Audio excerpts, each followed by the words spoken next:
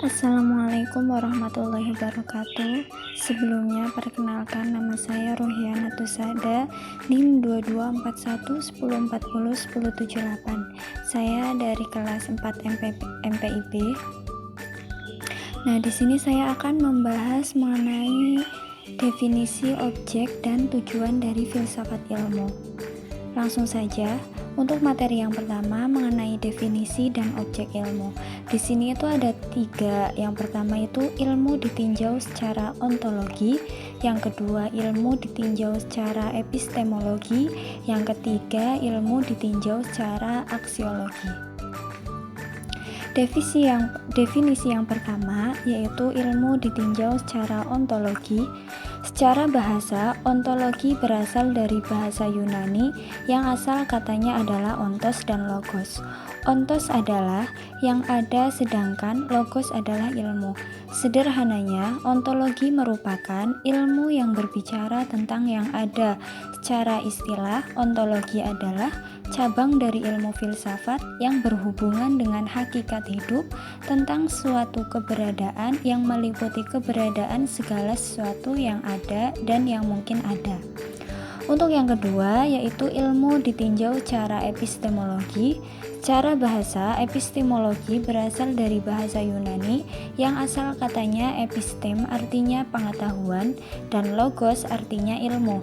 Secara istilah, epistemologi adalah suatu ilmu yang mengkaji tentang sumber pengetahuan, metode, struktur, dan benar tidaknya suatu pengetahuan tersebut. Epistemologi diartikan sebagai cabang filsafat yang berhubungan dengan hakikat dan lingkup pengetahuan, dasarnya, serta penegasan bahwa seseorang memiliki pengetahuan. Yang ketiga, ilmu ditinjau secara aksiologi. Salah satu cabang filsafat ilmu yang mempertanyakan bagaimana manusia menggunakan ilmunya disebut aksiologi. Aksiologi mencoba untuk mencapai hakikat dan manfaat yang ada dalam suatu pengetahuan. Diketahui bahwa salah satu manfaat dari ilmu pengetahuan yaitu untuk memberikan kemaslahatan dan kemudahan bagi kehidupan manusia. Poin yang kedua yaitu mengenai definisi filsafat ilmu. Filsafat ilmu menurut Ahmad Cornelius Benyamin, filsafat ilmu adalah suatu cabang ilmu filsafat yang mempelajari ilmu pengetahuan secara sistematis, konsep-konsep dan asumsi-asumsinya, khususnya metode dan kedudukannya dalam kerangka umum cabang-cabang ilmu pengetahuan intelektual. Yang ketiga yaitu mengenai objek filsafat ilmu. Di sini objek filsafat ilmu ada 2 jenis. Jenis yang pertama yaitu objek material, yang kedua objek formal. Yang pertama mengenai objek material. Objek material merupakan sesuatu yang dipelajari, dilihat atau ditekankan oleh suatu disiplin ilmu. Objek perseptif mencakup segala sesuatu, baik yang konkret maupun yang abstrak. Yang kedua yaitu objek formal. Objek formal adalah sudut pandang dari mana subjek mengamati objek material.